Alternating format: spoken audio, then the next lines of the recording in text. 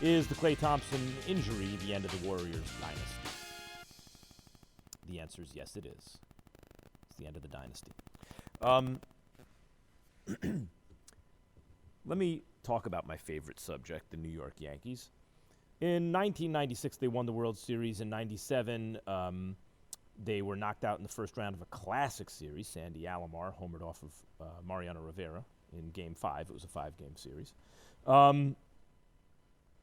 98, 99, 2000, they won the World Series. 2001, they came within an out of winning the World Series. 2002, they lost in the first round to the team that went on to win the World Series, the Angels.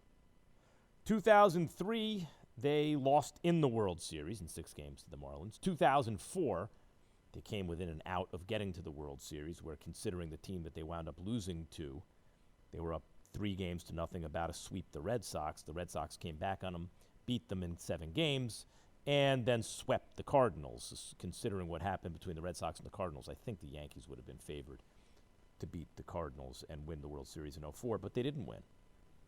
And they were in the playoffs in 2005, 2006, 2007, 2008. They missed the playoffs.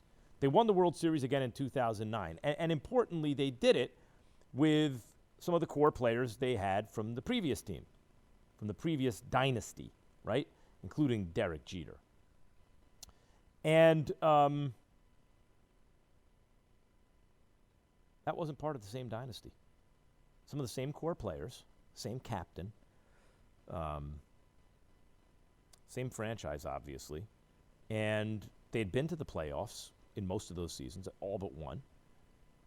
And yet you can't connect 2009 to 2000, right? Too much time had passed. Steph Curry might win another championship, and he might even do it with Draymond, because the Golden State Warriors have a great owner in Lacob who's willing to spend hundreds of millions of dollars in luxury tax because he's competitive.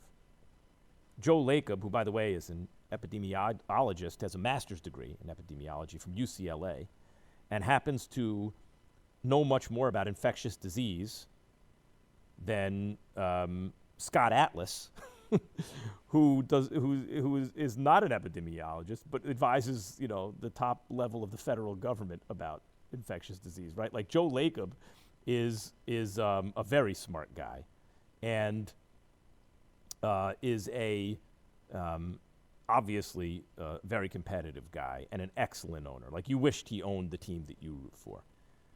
And Bob Myers has been a great GM. It really has been. Just look what the Warriors have done, even before they ever signed Kevin Durant. Steph Curry wasn't the number 1 overall pick. Klay Thompson wasn't, a top pick. He was, where would Klay go? I forgot already, but it wasn't a top 5 pick. Draymond Green was a 2nd-round pick.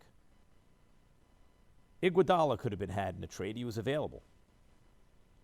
But those guys put them together, and that was the engine. If you really want to talk about what the Golden State Warriors were about, yes, the Splash Brothers. I would say 1, it was Steph.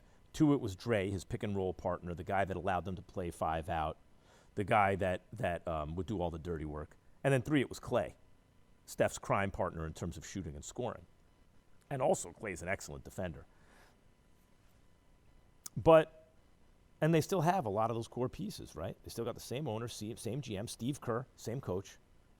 Steph Curry, if you had to reduce the Warriors to one player, it would be him, same heart of the team.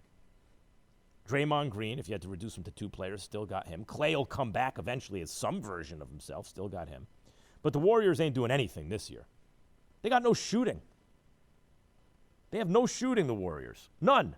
Steph Curry's the greatest shooter of all time. Tell me one more average shooter on the team. Oh, they traded for Kelly Oubre. Kelly Oubre's not good. He's like, he could play ball. He's a rotation piece. He's in a good year, maybe an average starter, but he ain't a shooter.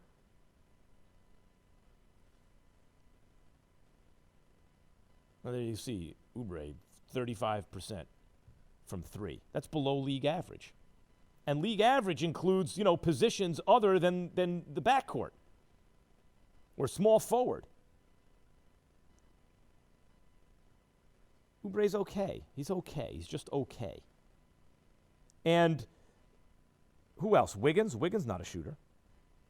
Pascal is not a shooter. I just named 3 guys who are going to get a lot of minutes. No shooters. Draymond Green's not a shooter. That's 4. Wiseman's not a shooter. That's 5. With Steph, I just named the guys who are going to get the lion's share of the minutes. Steph's the only one who shoots. Now, in a league where 10 out of 15 teams make the playoffs, well, no, only 8 make the playoffs. 9 and 10, it's a play-in game. Oh, shut up. The season is over, right? And now you're still playing basketball? That's the postseason. Call it what you will. 2/3 of each conference make the postseason. So sure, they can make the postseason. That's not going to be part of a dynasty. And by the way, the following year and the year after that, eventually, maybe Steph gets back to a finals, because I have a lot of confidence in Lacob and Myers and Kerr, not to mention Steph and Dre. But it ain't going to be connected to what we just saw. The Warriors were lucky to beat the Cavs the first time they beat them in the championship, right? Because Kyrie and Kevin Love got hurt, and it went 6 games. The Warriors were lucky to win. Had the Cavs been healthy, they'd have lost. But they won a championship. The following year, they won 73 games and lost in Game 7 to the Cavs. Then they added KD and won back-to-back championships.